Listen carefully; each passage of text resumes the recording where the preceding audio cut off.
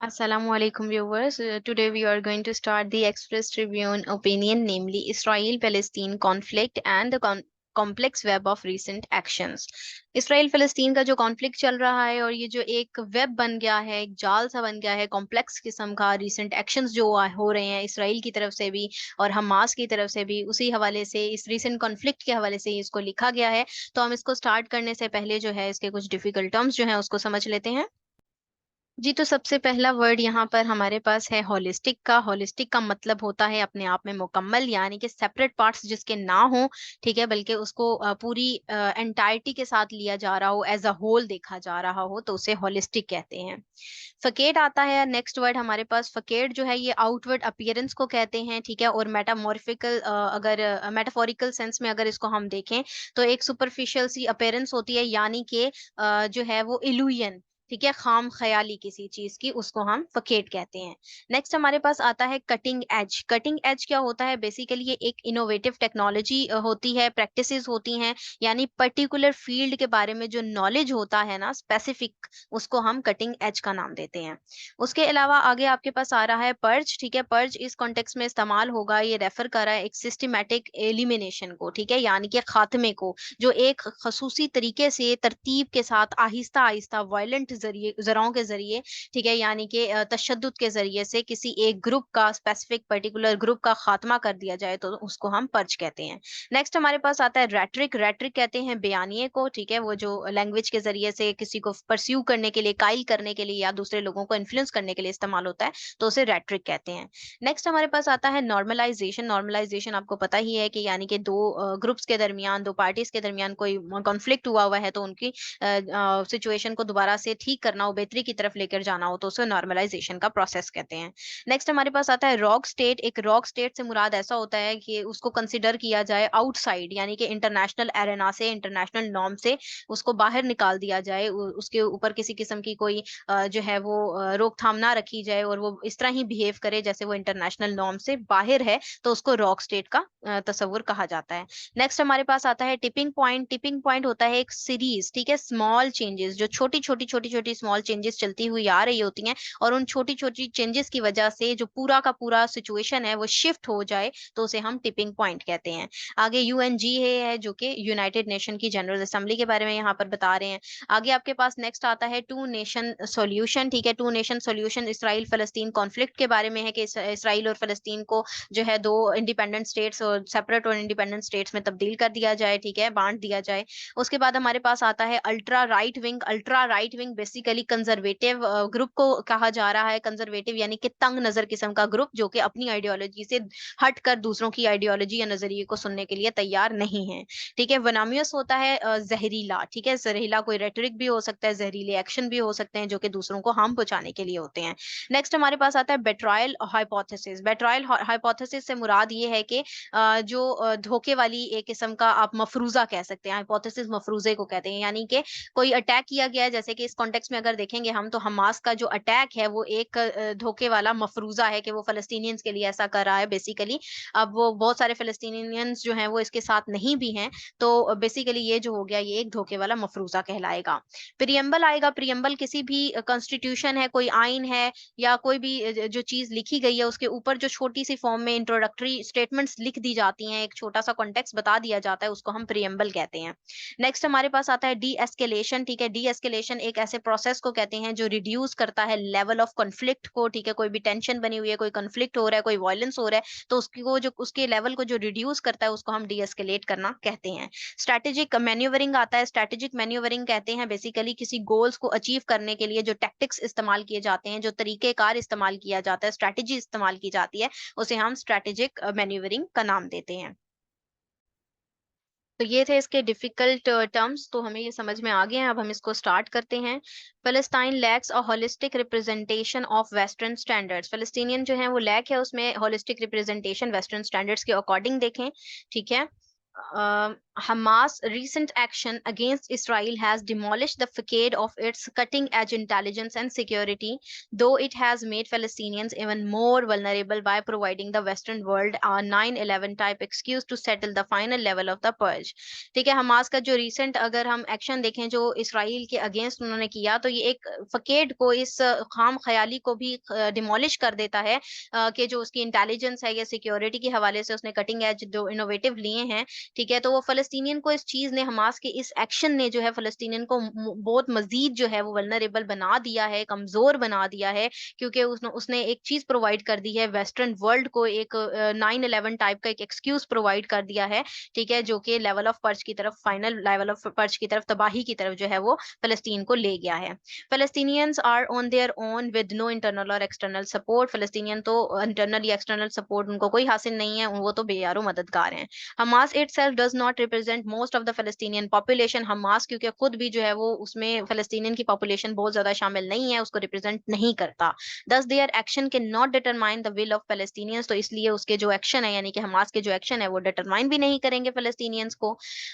Moreover, मजीद बरा, the West has declared Hamas a terrorist outfit and continuously compared the Israel-Palestine conflict with the rhetoric of an attack on democracy and sovereignty of a country.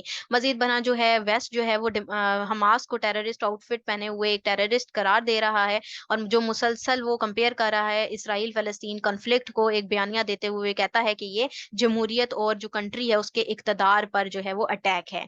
Within a day, the Western world announced its full support for Israel for a counter attack on innocent Palestinians. एक दिन के अंदर अंदर हम देख सकते हैं कि वेस्टर्न वर्ल्ड ने जो है अपनी फुल सपोर्ट जो है वो अनाउंस की थी इसराइल के साथ कि वो काउंटर अटैक करेगा इनोसेंट Palestinians पर। Palestine lacks a holistic representation of Western standard, western standards के हवाले से अगर देखा जाए तो फ़लस्तीनियन जो है वो होलिस्टिक रिप्रेजेंटेशन की लैकिंग है, उसके अंदर कमियां हैं। Their representation is in fractions, उनकी जो रिप्रेजेंटेशन है वो फ्रैक्शंस के अंदर है, and they don't have any much say in that, और वो इसके बारे में उनके पास कुछ भी नहीं है ज्यादा कहने के लिए। PLO systematic dismantling could be a की रीजन फॉर दैट। ठीक है, जो पैलेस्टाइन लिबरेशन ऑर्गेनाइजेशन है उसकी जो सिस्टमैटिक डिसमेंटलिंग देखें, जो डिसमेंटल उसको कर दिया गया था, ये उसका एक की रीजन भी है, हो सकता है। ठीक है, फ़लस्तीनियंस last and only hope is powerful Arab states, तो फ़लस्तीनियन की जो लास्ट और आखिरी होप है वो सिर्फ़ और सिर्फ़ पावरफुल अरब स्टेट्स ही हैं। But लेकिन when the Abraham Accord was signed back in 2020 and wave of normalization process started between Arab states and Israel, it was a serious blow to the Palestinian hope. तो लेकिन जब Abraham accord हुआ जो कि 2020 के अंदर हुआ, तो ये एक वेव ऑफ नॉर्मलाइजेशन का प्रोसेस था, ठीक है, जिसमें अरब स्टेट्स और इसराइल के दरमियान नॉर्मलाइजेशन का एक सिस्टम नजर आ रहा था। तो ऐसे में जो है फ़लस्तीनियन के लिए एक सिर्फ होप थी कि जो ये सीरियस ब्लो था, ठीक है। One after another, Arab states decided to normalize diplomatic relations with Israel. ठीक है, एक के बाद जो दूसरे हैं अरब स्टेट्स जो हैं उन्होंने डिसाइड किया, and Palestinians automatically got pushed further into the realm of being a rock state. ठीक है, एक के बाद एक जो हम देख रहे थे, दूसरा जो हुआ, अरब स्टेट ने डिसाइड किया नॉर्मलाइज्ड स्ट्रेटेजिक और डिप्लोमेटिक रिलेशन इसराइल के साथ, ठीक है, यानी कि अरब स्टेट बारी बारी जो है वो इसराइल के साथ नॉर्मलाइजेशन की तरफ जा रही थी। तो फलस्तीन जो था ऑटोमेटिकली उसको मतलब फर्दर पुश्ड हो रहा था कि एक रॉक स्टेट की तरफ, ठीक है, जिसको इंटरनेशनल एरेना से बालातर समझा जाने लगा, यानी उससे बाहर निकाला जा रहा था। The G20 summit prove to be the tipping point, तो G20 समिट जो है वो प्रूव हुई एक टिपिंग पॉइंट के तौर पर, जिसने सिचुएशन को तब्दील किया with N unexpected display of the love and warmth follow by the announcement of India middle east Europe corridor. ठीक है, India middle east economic corridor के तहत हम देखते हैं कि एक अनएक्सपेक्टेड सा डिस्प्ले नजर आया हमें लव और वार्मथ का।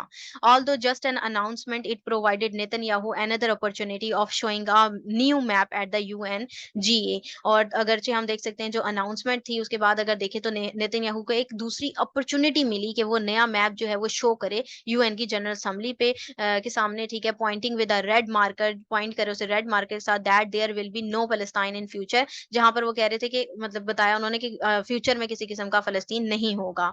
Both east and west have agreed, ठीक है, ईस्ट और वेस्ट जो है एग्रीड थे, and a huge economic corridor has been design to replace फलस्तीनियन enclave which will be a deserted island by then. और एक ह्यूज इकोनॉमिक कॉरिडोर बनना था, ठीक है, उसके अकॉर्डिंग, नक्शे के अकॉर्डिंग जो उन्होंने ऊपर बताया उसमें यही था कि फिलिस्तीन को मुकम्मल मुकम्मल तौर पर रिप्लेस कर देना था और जो डिजर्टेड आइलैंड बन जाना था उसके बाद। 30 years after the Oslo accord, और 30 साल के बाद भी अगर ओस्लो अकॉर्ड के देखें तो गजा स्ट्रिप स्टिल स्टैंड्स आइसोलेटेड। गजा स्ट्रिप जो है वो स्टिल आइसोलेटेड थी in what many call an open air prison with 2 million people, जिनको बहुत सारे लोग जो है एक ओपन एयर जो है कैद करार देते हैं 2 million लोगों की। Oslo accord provided the two nation solution, Oslo accord ने प्रोवाइड किया था दो नेशन जो थेरी थी, ठीक है, सॉल्यूशन था, which was not acceptable even then for ultra right wing Israelis, जो कि उस वक्त एक्सेप्टेबल नहीं हुआ था अल्ट्रा राइट विंग जो कंजर्वेटिव किस्म के तंग नजर किस्म के इसराइलीज थे उनके according, which later resulted in the murder of then Israeli Prime Minister Yitzhak Rabin and the rise of extreme fundamentalist politicians such as Netanyahu। ठीक है, उसके बाद इसके रिजल्ट में क्या हुआ, मर्डर हुआ इसराइली प्राइम मिनिस्टर का, रेबिन का, ठीक है, उसके बाद एक्सट्रीम फंडामेंटलिस्ट जो पॉलिटिशियन था जैसे कि नेतन्याहू वो उभर कर सामने आया। It is being said that Hamas recent attack was meant to send the message to the Arab states normalizing relations with Israel that normalization will not bring any security to Israel if Israel cannot protect itself। तो ये भी कहा गया कि जो Hamas की recent attack है इसका मतलब यही है कि वो मैसेज भेज रहा है अरब स्टेट्स को जो नॉर्मलाइज करना चाहते थे रिलेशन जो इसराइल के साथ, तो ये नॉर्मलाइजेशन तब तक सिक्योरिटी नहीं लेकर आएगी इसराइल के लिए जब तक इसराइल खुद को प्रोटेक्ट नहीं कर सकता। इवन हत्ता के if the betrayal hypothesis is considered true, ये जो बेट्रायल मफरूजा था, ठीक है, धोखे का या खयानत का मफरूजा, उसे कंसिडर किया गया सही। The timing and scale of the attack prompt various question, जो स्केल था या टाइमिंग एंड इस अटैक की उसने प्रॉम्प्ट किया, उसने उजागर किया, उभारा बहुत से सवालात को। By keeping one element common, जो जिनमें एक एलिमेंट जो है वो कॉमन था कि whether Hamas has done it for फलस्तीनियन, के क्या हमास ने ये सब कुछ फलस्तीनियंस के लिए किया। The declining popularity of Netanyahu in Israel and the upcoming elections required reiteration of the relevance of the far right party, and this attack has provided a solid justification for Netanyahu for being still very much relevant with his venomous rhetoric and measures। तो जो decline था popularity का Netanyahu की Israel के अंदर और जो आने वाले इलेक्शंस थे, तो उसमें मतलब जरूरत थी कि दोहराया जाए इस रेलेवेंस को, इस और जो नई आने वाली जो पार्टी थी उस हवाले से उसको दोहराया जाए, देखा जाए उनको। और इस अटैक ने एक प्रोवाइड की एक सॉलिड जस्टिफिकेशन किसके लिए, नेतन्याहू के लिए, कि वो स्टिल रेलेवेंट है, उसकी जो वनानवस उसके जहरीले जो बयानात हैं, उसकी जो जहरीली मैयर्स हैं वो इसके साथ बिल्कुल जो है वो सॉलिड जस्टिफिकेशन उसके हवाले से प्रोवाइड करती हैं। The idea of Israel Saudi Arabia normalisation could also be the scenario as western media is writing. अब ये जो आइडिया है इसराइली सऊदी अरब नॉर्मलाइजेशन का जो था, वो जो वेस्टर्न मीडिया उसके हवाले से जो सिनेरियो बयान करते हुए लिखता है कि Iran elect support of these attacks with which again put Saudi Arabia in a hot seat for revisiting its relationship not only with Israel but also with Iran। तो वो वेस्टर्न मीडिया ये provide करता है कि जो Iran की support है, ठीक है, उस पर यही लगाया गया ना, इलेक्ट किया गया कि उसने सपोर्ट कर रहा है वो फलस्तीन को, तो उसने सऊदी अरब को ये दोबारा से एक हॉट सीट पर भेज दिया है और ये इस बात करने पे मजबूर कर दिया सोचने पर कि वो रिविजिट करे अपने रिलेशनशिप को, ना सिर्फ इसराइल के साथ बल्कि ईरान के साथ भी। The UN top officials have said they are in close contact with all concerned parties to urge maximum restraints। तो UN की जो टॉप ऑफिशियल्स हैं उन्होंने भी यही कहा कि वो क्लोज कांटेक्ट में हैं तमाम कंसर्निंग जितनी भी पार्टीज हैं, जो कि मैक्सिमम रेस्ट्रेंट्स को अर्ज कर रही हैं following the horrific scenes of violence, जिसको अगर हम फर्दर ये ऊपर जो जितने भी हमने हॉरिफिक सीन्स देखे हैं तशद्दुद के, इसके अकॉर्डिंग देखें तो the statement itself is a self determinator that whatever in the past। अब ये जो स्टेटमेंट है ये itself खुद अपने आप में ही एक सेल्फ डिटर्मिनेटर है कि जो कुछ भी पास्ट में हुआ and in the present is being done, और जो प्रेजेंट में हो चुका विद फिलिस्तीनियंस फिलिस्तीनियन के साथ, does not qualify a horrific violence. उसको ये हॉरिफिक वायलेंस कंसिडर नहीं करते, उसको क्वालिफाई नहीं किया जाता हॉरिफिक वायलेंस के तौर पर। But the attack on Israel is violence and horrific. लेकिन अगर इसराइल पे अटैक होता है तो वो तशद्दुद और खौफनाक के जुमरे में आ जाता है। So the preamble has already been set. तो ये जो प्रियम्बल था, ये जो कॉन्टेक्स्ट था, ये पहले ही सेट रहा है and it is just a matter of time, और सिर्फ वक्त का तयन है when innocent Palestinians violators will receive the exemplary punishment, कि कब ये इनोसेंट जो मासूम फिलिस्तीनियंस हैं उन्होंने ये एग्जाम्पलरी पनिशमेंट रिसीव की। And the world still see it as just act of vengeance, vengeance कहते हैं इंतकाम को, और दुनिया ने इसको सिर्फ और सिर्फ इंतकाम का एक एक्ट तस्वर किया। Who will then support Hamas in a question one would like to get an answer to. तो फिर हमास की सपोर्ट कौन कर रहा है, तो ये एक सवाल है जिसका जवाब जो है हर किसी को जो है जानना है। Because Israel has the support of the most powerful countries of the world, क्योंकि इसराइल को दुनिया के पावरफुल कंट्रीज की सपोर्ट हासिल है। What role can Muslim world play to stop the upcoming purge night for Palestinian, और क्या रोल जो है वो प्ले कर सकते हैं मुस्लिम स्टेट्स, ठीक है, मुस्लिम जो दुनिया है वो, जो पर्ज नाइट है फलस्तीनियंस के लिए, उस उनके लिए। Is there any framework of de escalation that can be made, क्या ऐसा कोई फ्रेमवर्क है जो डी एस्केलेट कर सके जो कुछ हुआ है, and the two nation resolution will ever be implemented, और जो टू नेशन रेजोल्यूशन है वो क्या कभी होगी implement. It is a complex web of strategic manoeuvring having multiple strands internally and externally. तो ये एक कॉम्प्लेक्स वेब है जिसमें मल्टीपल किस्म के स्ट्रैंड्स मौजूद हैं, इंटरनली भी मौजूद हैं, अंदरूनी भी मौजूद हैं, बैरूनी भी मौजूद हैं, just to destroy helpless Palestinians one way और अनदर, जो कि सिर्फ और सिर्फ डिस्ट्रॉय करने पर लगे हुए हैं बेयारो मददगार फलस्तीनियंस को, एक तरह से या फिर दूसरे तरीके से। ठीक है जी, और आईआर के पॉइंट ऑफ व्यू से, करंट अफेयर के पॉइंट ऑफ व्यू से, पाकिस्तान अफेयर के पॉइंट ऑफ व्यू से बहुत इंपॉर्टेंट है ये, और ये था इसका एनालिसिस। अगर आप लोगों को ये पसंद आया है तो काइंडली इसको लाइक कीजिएगा, शेयर कीजिएगा। Thank you very much. Allah Hafiz.